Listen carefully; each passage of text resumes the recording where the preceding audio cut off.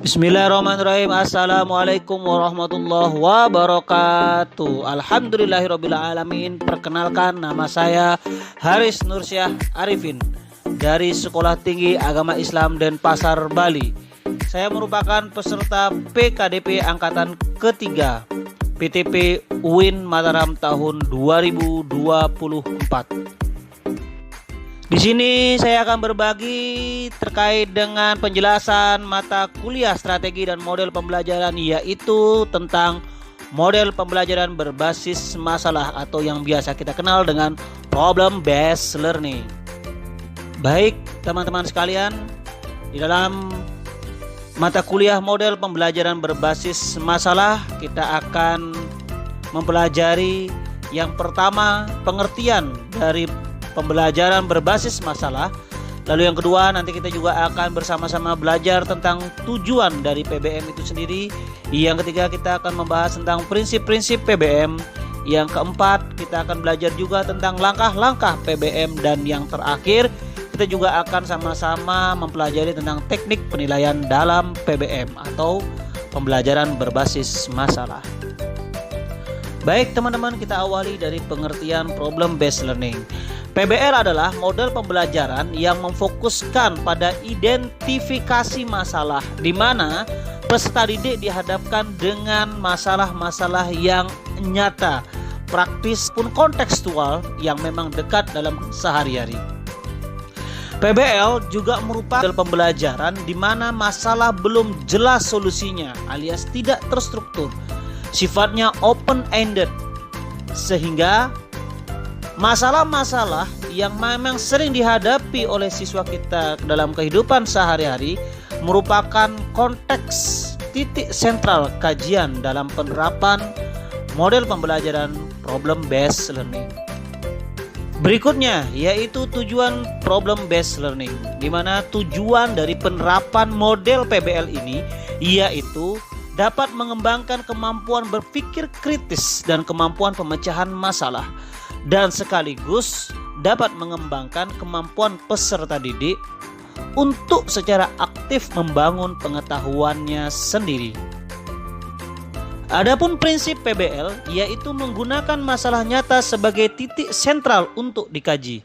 Yang kedua, masalah itu bersifat terbuka atau open-ended problem. Yang ketiga, berpusat pada peserta didik atau student center. Yang keempat, yaitu kolaborasi antar peserta didik sangat diperlukan.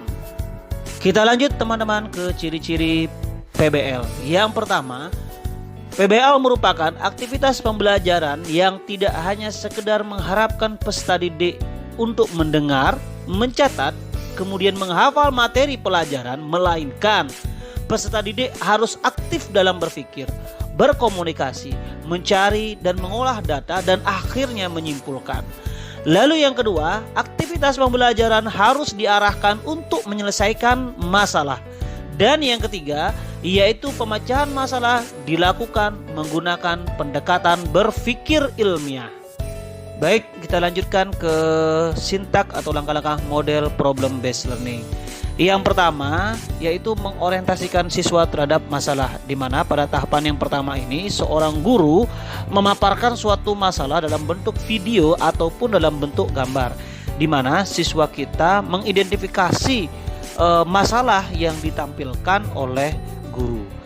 Ya, lalu yang kedua, mengorganisasi siswa untuk belajar, di mana pada tahapan ini seorang guru mengajak kepada peserta didik yaitu untuk mencari jawaban atau solusi dari permasalahan yang sudah diidentifikasi bersama pada tahapan yang pertama, di mana seorang guru pada tahapan yang kedua ini juga membentuk kelompok kecil yang nantinya akan digunakan untuk mencari solusi bersama dengan teman-teman yang lain.